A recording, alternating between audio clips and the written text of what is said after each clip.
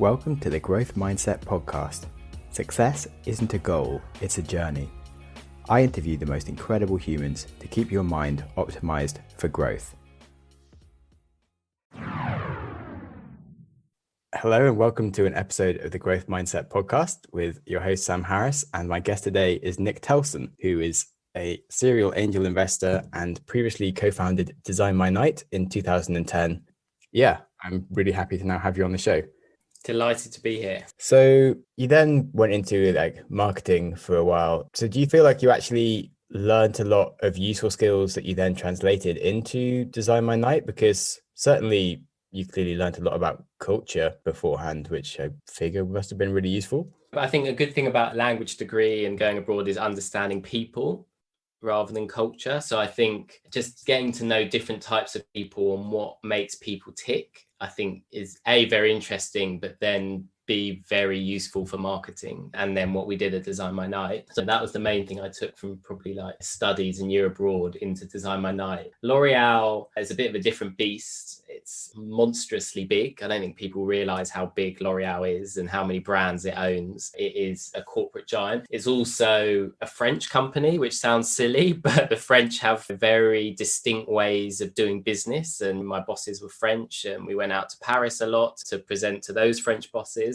And they're very sort of no nonsense, direct type of people, whereas us British, we're a lot more go round the subject rather than hit the nail. So there's a lot of learning about that different type of culture. But I think L'Oreal, for me, it was learning to launch products, was managing a P&L, taking charge of a business. They do give you a lot of autonomy at L'Oreal. So very quickly, you're in charge of small business units. I was fortunate enough to climb the ladder and be a marketing manager. So you're looking after brands doing 30, 40, 50 million pound revenue, and you're in charge of that P&L and presenting to people like Sainsbury's, and then also your sales reps. So there's confidence that you're building in how to present an idea, how to present a new product as well. So all of that packaged together made a really good starting point to then go and start my own business. Yeah, that actually sounds pretty ideal, to be fair. Nice. Yeah, I wouldn't mind of just being paid well to have learned all those things over the past sort of 10 years as opposed to just doing startups the entire time. I mean, it was hard work. Don't get me wrong, like L'Oreal, they worked you to the bone and you're not on the best salary there. Marketing is not always the peak salaries. We would work late nights.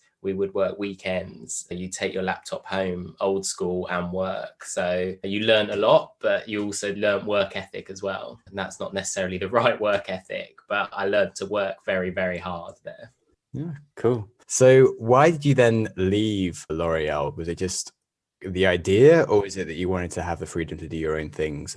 My co-founder, Andrew, is my best friend from uni. We met in sort of the first year, and we'd always discussed doing our own thing. He worked at Accenture, so even more corporate-y. And I think deep down, we both always just wanted to try our own thing. I can't put my finger on what it was, potentially the freedom, but I think just climbing the ladder non-stop till you're 60 didn't really appeal to us. And ironically, in big companies, the higher you go, the less you actually do. I would look at what my GM was doing at L'Oreal, who's the next step above me, and she was actually just doing reports all day and reporting into Paris on the numbers. And actually, as a marketeer or a creative, that's the bit you like least. So I think we both had in our heads, yes, we could stay at our companies, earn very good salaries, climb up to the top, but it wouldn't have been very fulfilling. We weren't actively thinking of ideas. We stumbled across the idea of Design My Night, and then that's when we validated the idea, and then we thought, okay, well, let's give it a go. We did work at our corporates for a year while setting up Design My Night, so it wasn't a quick jump from one to the other.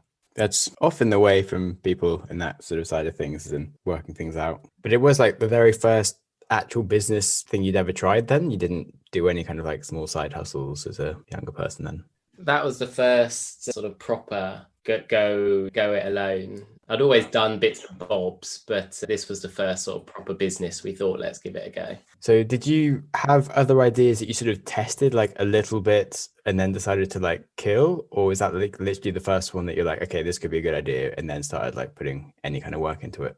We had a few very small seeds of other ideas that we didn't even really dig on. And then the idea for Design My Night came up, which became a very different business from our original idea. And that was the first one that we thought, let's proper dig on this. Again, I think naivety, what we know now and how we dig on business opportunities now versus what we did back then was very different. I wonder if when we came up with the idea and we dug on it like we do now on businesses, we actually would have gone ahead. I don't know. So there's definitely a bit of naivety. I think we were just both passionate to do it. And we both knew that if it failed, we could go back to our jobs. So I left L'Oreal on very good terms, same with him. So it was more of a mentality of let's just give it a go, see what happens. And the worst happens, it fails, we'll just go back to our jobs.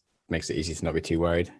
But even if you don't have a job to go back to, and you'll have learned something, you'll have more skills. So maybe you could take a new job in startups, and like lots of other things that you'd never even thought of could happen. So you can limit yourselves by being too worried about things. People message me now, not necessarily about starting a company, but as you say, actually just getting into the world, especially now for people who might have not been to uni or fresh out of uni. The generic, I'm going to get into the startup world is actually an opportunity now, which it didn't feel like it was back in 2010. And there's so many different disciplines working for a startup now, from account management and customer success, where you don't even necessarily need direct qualifications. That's what I say to people is we'll just go and start a career in the startup world, see what it's like, learn. Your first foray into startups doesn't have to be your own company.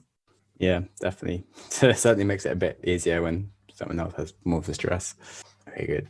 So could you try and like unpack what the original idea was and like the process you went through over that year before you then like quit your jobs to sort of validate it and then work out what it was you were doing? And so, yeah, in a nutshell, the actual idea was a B2C website, which sounds silly now, but very sort of mobile, digital forward for discovering nightlife, primarily at the start in London. I'm from London, so I knew the sort of landscape. And back in that day, you had Time Out, who could never really nail digital, and some might say still haven't. And then you had a few other big listing discovery platforms that were just very, very bad online experiences and, have since folded. So we just wanted to be a very user-friendly nightlife discovery platform, basically. Very simple. The original idea was actually based on drinks deals. So we wanted to focus on where you can go and get a drinks deal, get lots of users, and then sell advertising to the likes of Diageo. So that was like the first idea, and it was called like Drinkonomical before it was called Design My Night. So economical drinking? Exactly. So drinks deals, Drinkonomical, created a word. But actually, fortunately enough, I spoke to a friend of mine who worked at Diageo, and she said no drinks brand will ever advertise on a site that's just promoting cheap drinking. So that was sort of the first blow and the whole business plan out of the window. So we sort of went back to the drawing board again, still liked the idea of the scope of nightlife. So then we actually came up with the idea of, at that time, you had Go Compare and Compare the Market and all of those coming out. So could we do like a price comparison site for nightlife? So the main search function would be select your budget, select where you want to go out, and then we would show you where to go based on budget. So that's how we did like an early pivot before we even really started, from a drinks deal site to a going out price comparison site. And then that became our USP. We were like the first price comparison site for going out. And that's how we launched Design My Night. How did we validate it? So doing lots of surveys of friends of friends of friends of friends. So we had like a survey monkey and just sent it out. Would you use it? What type of things would you be looking for? What do you currently use? What don't you like about what you currently use? We also spent every weekend going into bars and pubs, just asking to speak to the manager, asking what platforms they advertise on. Are they good? What would you like to see different? Got tons of feedback. And basically all of that told us that what was out there wasn't good enough.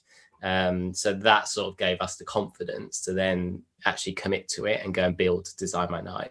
I say a year because then we had an agency that was working with us on the site, and that took probably about 6 months because we could only work on it in the evenings and the weekends when we weren't going into bars and pubs. So we went at quite a slow pace to actually just build the website, and because neither of us have any tech knowledge, so obviously that slows everything down. After that year, we had the site that we put live. got some early traction, and that allowed us to sort of leave our jobs and go for it. Cool. How worried were you about like competitors? Because obviously like now there's like Airbnb experiences and sort of other few things.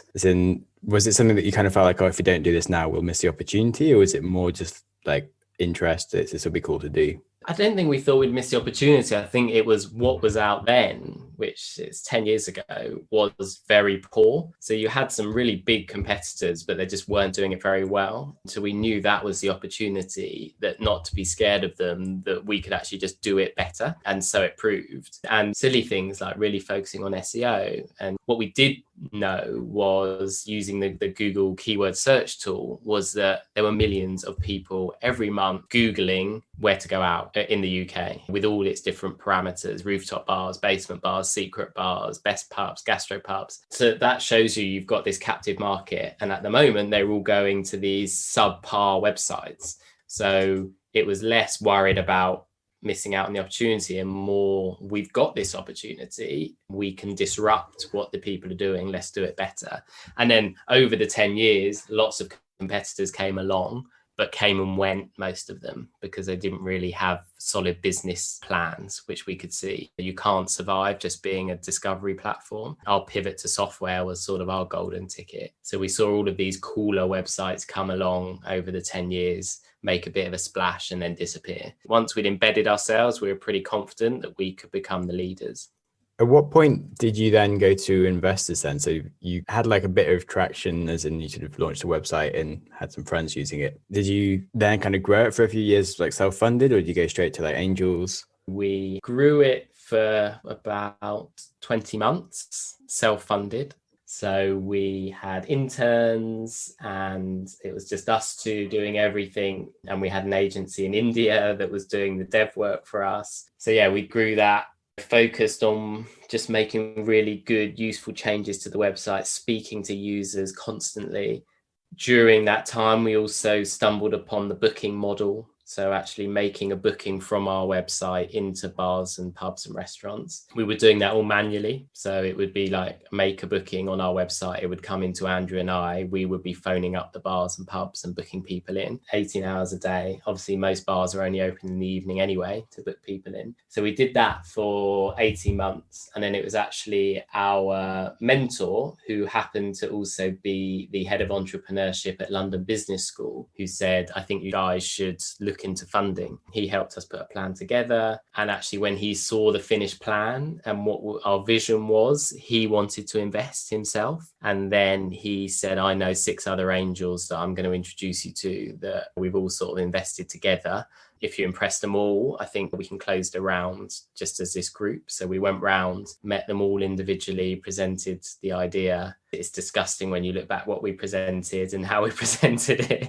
I think it was literally a printed out PDF, old school, which it was back then. They all said yes, luckily. And it was a very tough, we were running out of our own personal cash. And it was probably 3 weeks. If they wouldn't have invested, we would have had to have closed it. But we got that call from the final angel saying, yes, I'm in too. So the whole group was in. So we had our first round of funding, which was 250 grand. And that allowed us to actually kick on. Again, it was a bit different back then. Like, I think now companies, their first instinct is to raise money straight away. Like, that's the first step of success on the whole ladder of success. But angel investing and all of that wasn't as big back in like 2010, 2011. I think it's a lot more of an industry almost now. So yeah, it was more spit and sawdust, just working our ass off, draining our bank accounts, using credit cards till we got that first round.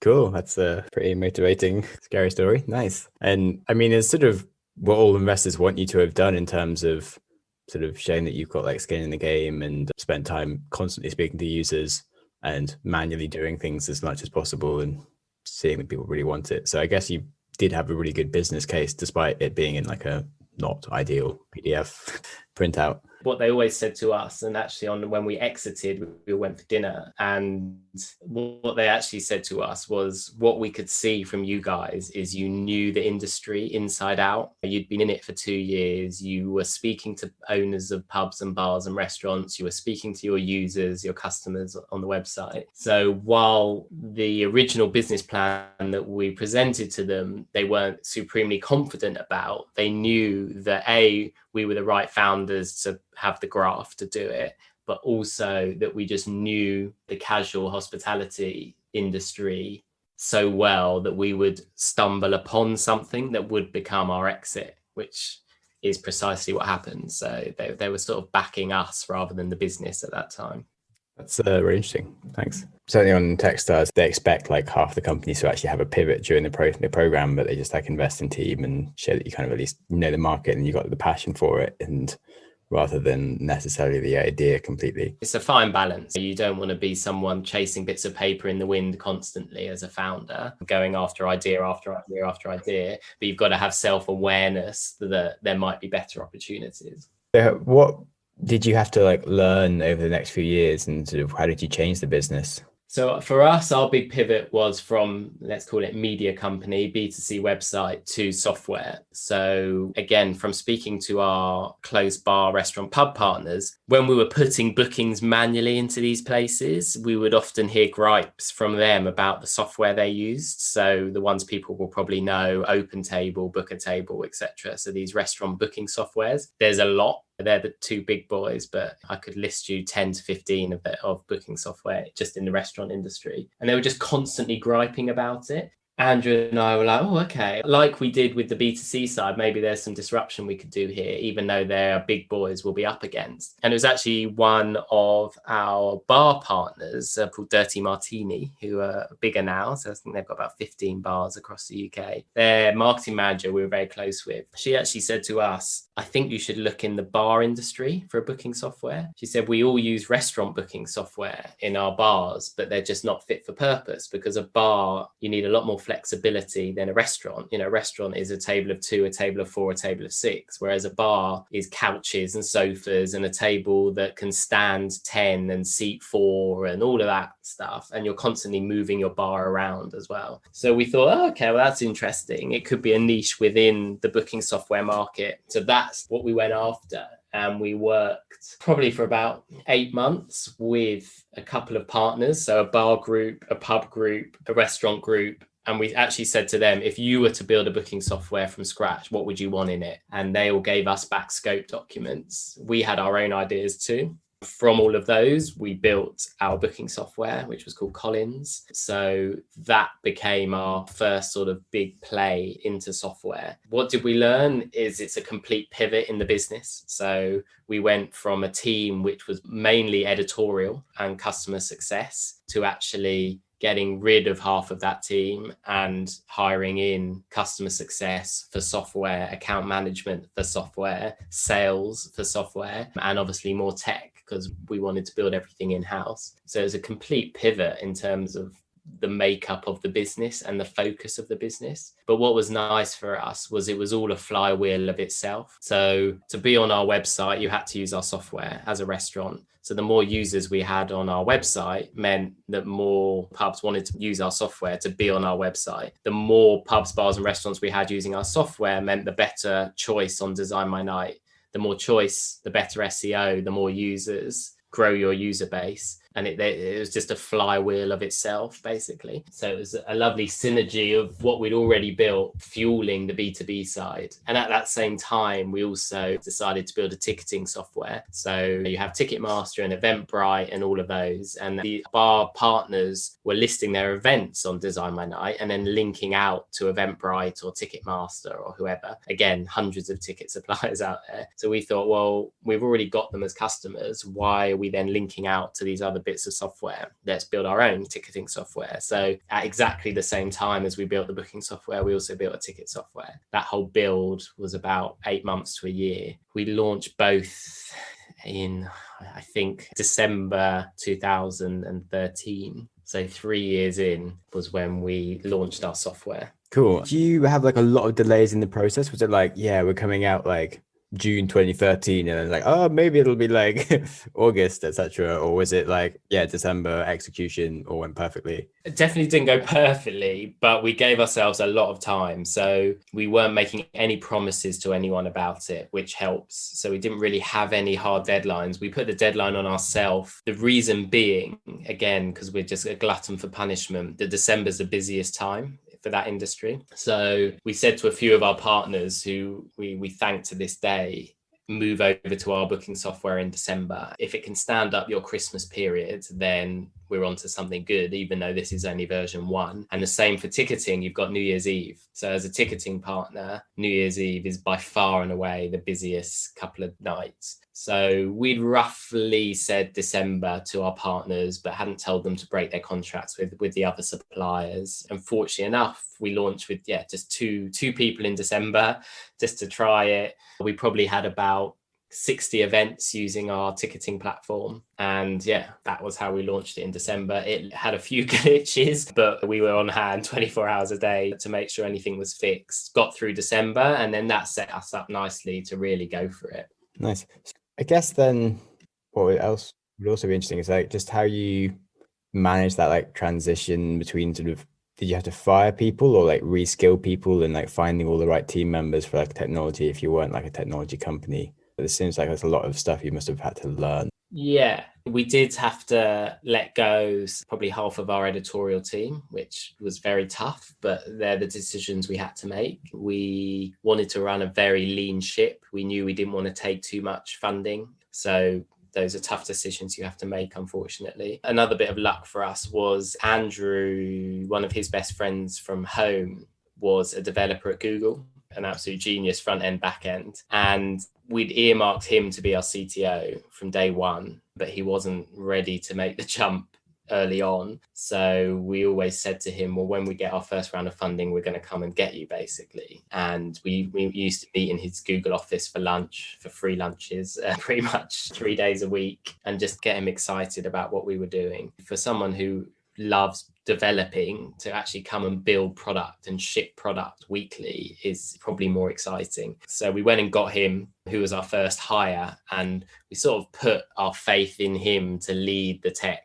Sandra and I were very good product managers. We knew we were very good at taking in the feedback from customers. We had a good vision for the product, both technically and visually. So we just had a very harmonious flow between Will, our CTO, who knew that we weren't technical, who would push us back or say yes, or give us realistic timelines and just manage our expectations. And actually, that's how we ran the whole company eventually, was we put in processes with GitHub that developers could tell the team how much time and effort something would take. When the non-technical people or the product people were prioritizing bugs and fixes and improvements and stuff, we could see how much effort it would be for the development team to do. And we had an effort points table. So every week we couldn't give the development team more than 20 effort points. So there's no point me coming along saying, I need this bug fix, and Andrew coming along saying, I need this improvement done, and it's 40 points. So actually, I think our first way of working as non-technical founders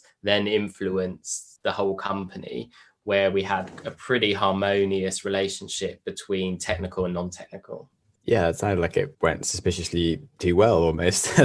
Nice one. Yeah, normally it's a lot more growing pains. We definitely had growing pains, but we very pragmatic as founders, very realistic. We forecasted very well and very carefully and just took it month by month. We never had this vision of Design My Night being this huge global billion-dollar business. We actually knew where we wanted to take it, and actually it didn't need to be that. And so I think that affected how we grew the business. It was very carefully done, very pragmatically done. It might have not been like the sexiest startup to like TechCrunch, but that's never what we wanted to achieve. So it has done a lot more carefully, growing the team, growing the culture carefully, making sure everyone was okay. So it was a lot more of like a supporting environment rather than every week hiring 10 more people. So we could really grow the company organically.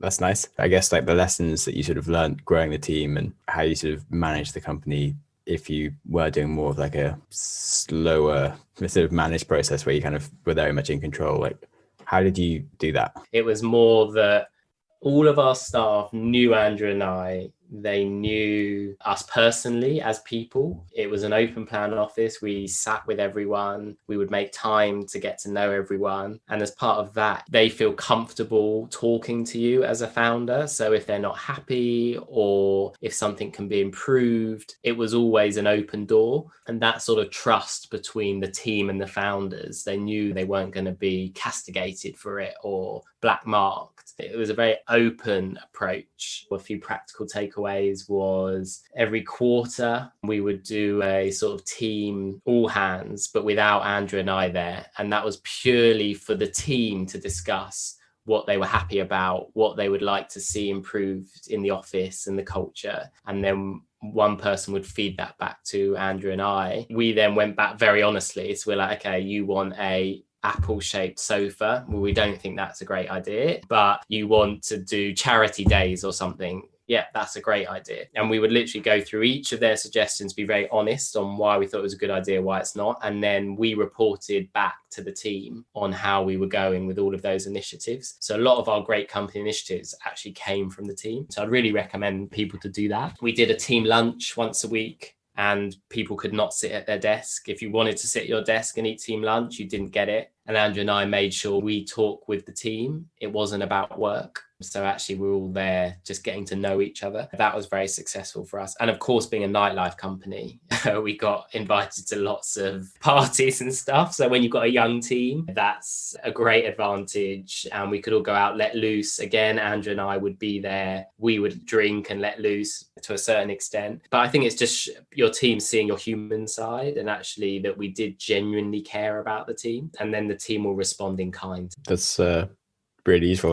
Making a lot of notes of like, we've just been talking about sort of office policies and how the team's going to work as we're like, we're probably about to kind of grow a bit. We need to have these things written down somewhere, but there's some good ideas. Super useful. Did you ever make any like mistakes in hiring? Yeah. So in total, we probably hired about 150 people in our time there. Probably had about 4 or 5 that didn't make probation. So one guy lasted about 4 days, and it was more about cultural fit rather than anything. So we really would hire on culture. So for example, some of our best hires were people that were 19, 20, 21 were stocking shelves in Sainsbury's and then actually came to the realization that they wanted to find a career. And customer success, account management are great careers for people where you don't necessarily need experience at the start. So we were just looking for sparky people that could engage with customers, that would be a great fit to the team culture, that really wanted to build a career and grow. We weren't looking for any attitude. We weren't looking for any big I know it alls. Everyone we hired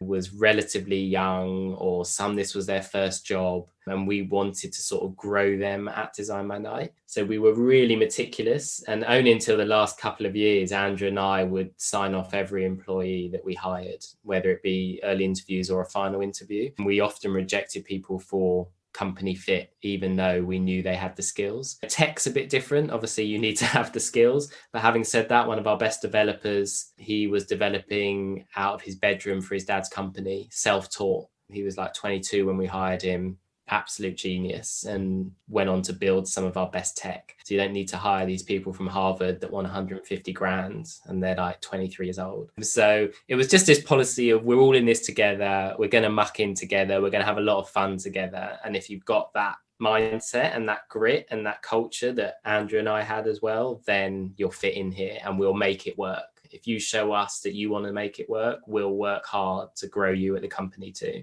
Cool. Yeah, that was very interesting. It's certainly hard to, we've done like a cultural and skill fit matrix where we kind of, me and my business partner sat down and basically sort of told each other all the things that we got most annoyed about with each other. And like, we're like, okay, we can't let people do these things. And we have got like a sort of scoring thing of trying to find people. What's the number one?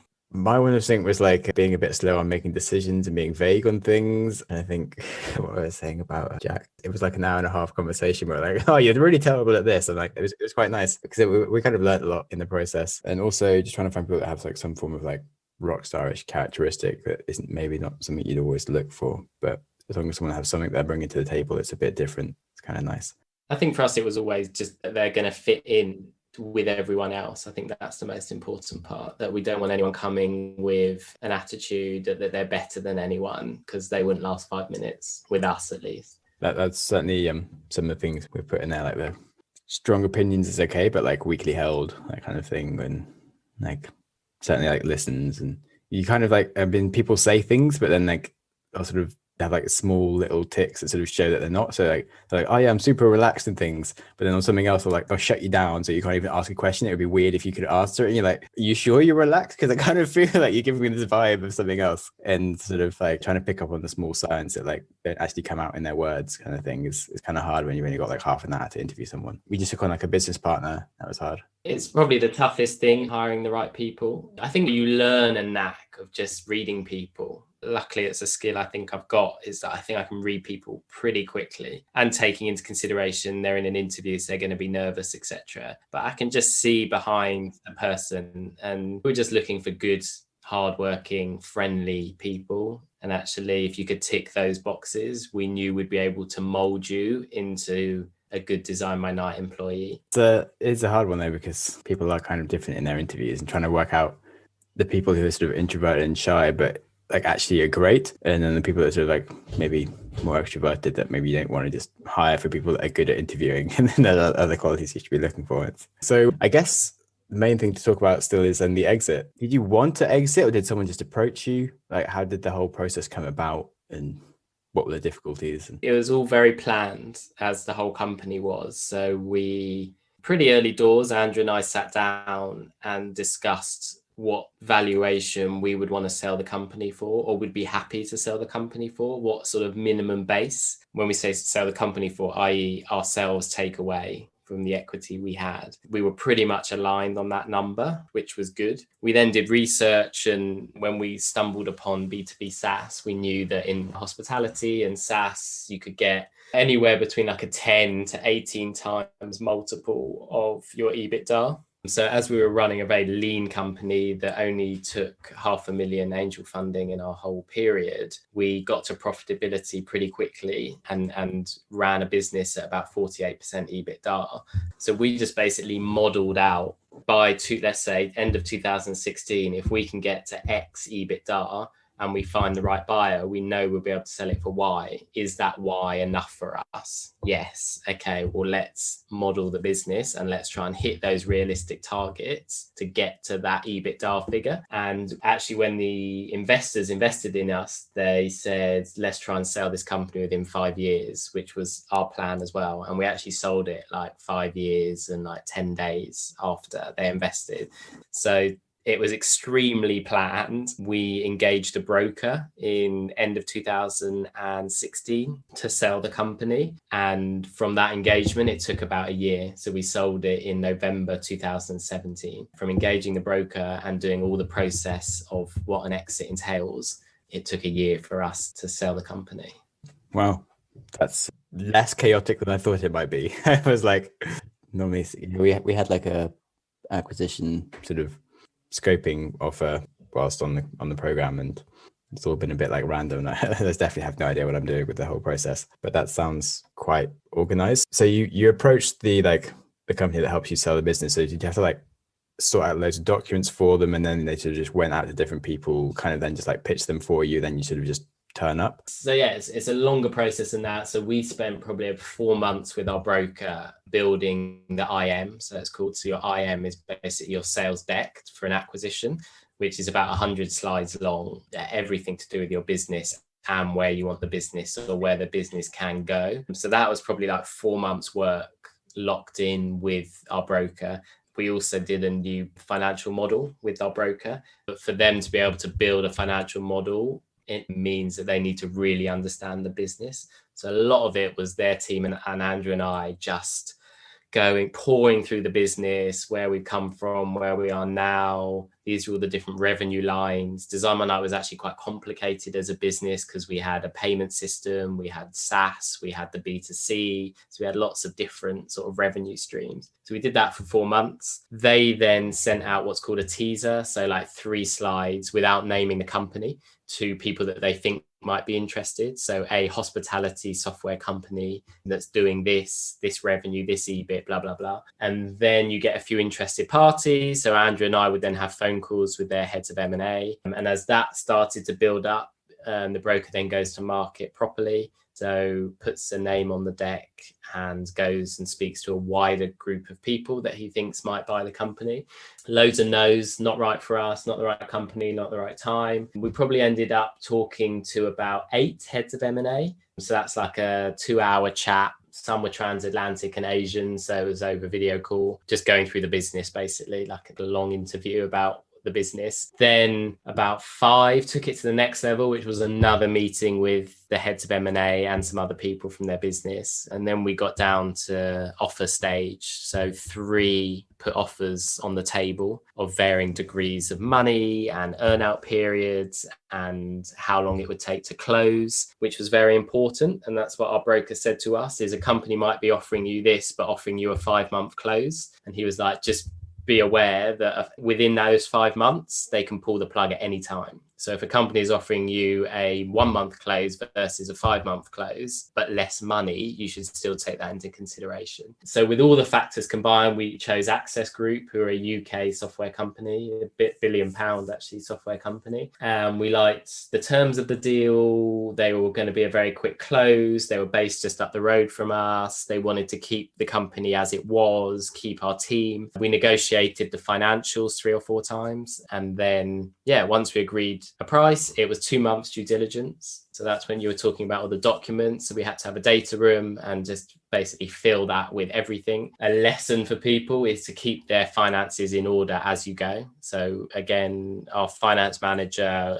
was very good, very switched on. We had very tidy books. So actually uploading all of our document you can imagine needs to go into this data room, from employment contracts, everyone's staff contracts, if you do option pools, all of your finances for the years, your tax returns, everything needs to go into this, your policies, your HR, anything. So that took about 2 months. And then they were obviously checking the data room. Then the call comes to say, we're good to close. They give you a day. And then you go into a boardroom and spend about 2 hours signing lots of bits of paper. I'm sure that will go online sooner or later. You go to their lawyer's office and it's just a boardroom filled with documents you need to sign. We pretty much gave most of our staff options as well. So we had to sign on behalf of them. So that's why we had so many documents to sign. So we had like 60 versions of each contract to sign. And then, the deal was done. And then as of that day, they own you. And then we entered a 2-year earnout period before we then fully exited in Jan this year.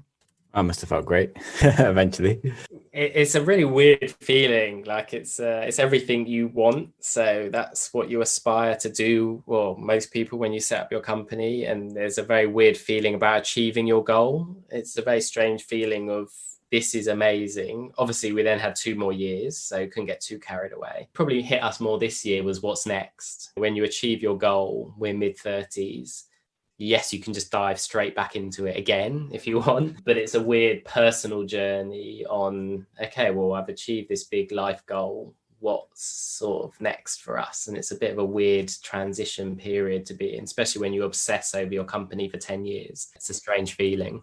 So we can expect to hear some big things maybe next year. We've launched Horseplay Ventures this year, which is sort of our angel investing arm. As you said, we've invested in 25 companies. So that takes a lot of time. We want to be really hands-on with the companies we invest in. So we're sort of working behind the scenes with a lot of startups and founders. Also, as part of Horseplay, we're looking at sort of startup studio. Those will be the ideas. So we're sort of coming up with ideas, sort of funding their launch with our cash, and then maybe do a go-to-market and actually bring in founders to actually run the companies for us. So we're playing with a few ideas at the moment, let's say. So next year we might launch our first one out of the startup studio, which is exciting. Cool. That sounds like it's definitely a bit of a dream that I've had with some of my friends for a while, like just sort of being able to have ideas, but not necessarily have to like spend the full 5 years of just running them, but like being able to make them happen and inspire others to do stuff. I think that's where we want to be right now. I think we're both so knackered from Design by Night. The fun part, let's be honest, is the early years. It's coming up with the idea, iterating on the idea, it's designing it, it's getting excited about it. Once you have a big team and big customers, it then becomes less fun, let's say. So yeah, this idea is a way of us to hopefully come up with some great ideas, know how to validate ideas now, have confidence that an idea is good. We're under no pressure, so we can launch good things. They don't all have to be rock stars. So we can launch smaller ones, bigger ones, ones that might be huge, have some fun in the process. That's why we called it Horseplay Ventures. Have a bit of fun, horsing around. I think everyone takes the startup world a bit seriously now. I think that's what it should be. That's why you've left. That's why you're not doing a conventional job, is to have some freedom and have some fun. So we're sort of trying to embody that ourselves as well. Yeah, that's really cool. Because it's certainly like a mentality, as we've been saying, is it's a bit more like you must have like $1 billion idea and you must raise lots of money as quickly as possible, which is kind of cool if you do want to change the world. But sometimes you want to just have things that are fun to do. And yeah, your whole mental health is a thing. Yeah, I mean, mental health is huge now, and so it should be. But also, I think we live in this era with like TechCrunch and all of that, where you only hear about these huge $1 billion companies. But actually, the lifeblood of, let's say, the British economy is startups, ones that you won't see on TechCrunch, whether it be someone that employs 3 people or like us, 70, 80 people, or ones that employ thousands of people. Not every startup has to be, let's call it a TechCrunch startup. You can actually change the lives of a lot of your employees, give them careers. And as founders like Andrew and I, hit our wildest dreams financially and then go on to do other stuff. You don't have to sell a company for hundreds and hundreds of millions of pounds for it to be deemed a success. And I think it's an unrealistic start to any startup if that is all you're aiming for, is VC millions and then $1 billion exit, because most people won't achieve that. And there's nothing wrong with that. Yeah, as in the likelihoods of success are just so much lower. And certainly, I'm in like the worst field. I'm kind of in like the social media space with my current startup, which is sort of the normal failure rates are like 9 and 10. So probably it'll end up being some form of pivot into like B2B or something. But for now, I've got the $1 billion dream and I'm chasing it. So that's fine. But yeah, exactly. But it is a bit of a funny one. Okay, cool. So first round of question is, what's one of your earliest ever memories? God, that is a question. I always discuss this, not this question, that I can never like remember much childhood, and I was very lucky to have a good childhood. I think one of my earliest memories is going to Spain on a family holiday, and it's actually a very, very embarrassing story, but I was very young. We were down by the pool and I needed the toilet, and I said to my dad, I need the toilet. And it was a long way back to the room, and we were like sprinting back to the room. And when we got into the room, I relieved myself in the bedroom, not the bathroom. So I remember the exact hotel, and it was in Mallorca actually. And I can even visualize in my head the journey from the swimming pool back to the bedroom. I can walk you through that hotel now. I was young, to be fair. I wasn't 20.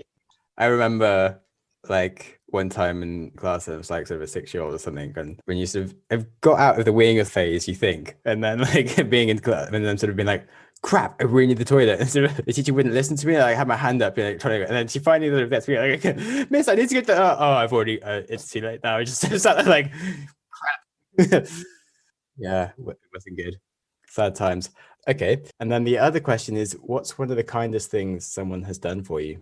Well, I think for us in our business world was actually, so I mentioned our mentor who became our first investor, John, who's the head of entrepreneurship at London Business School. Andrew actually met him at a friend of a friend's dinner, and John was the dad of this friend. And Andrew was in the kitchen, and John walked in and started talking to Andrew. And Andrew was telling him about Design by Night. And this was the early doors. And just from that chat, he said, come and see me every month at the London Business School. And this was the head of entrepreneurship and a professor there. I want to mentor you guys. Out of nothing, had nothing in it. He just really liked chatting to Andrew.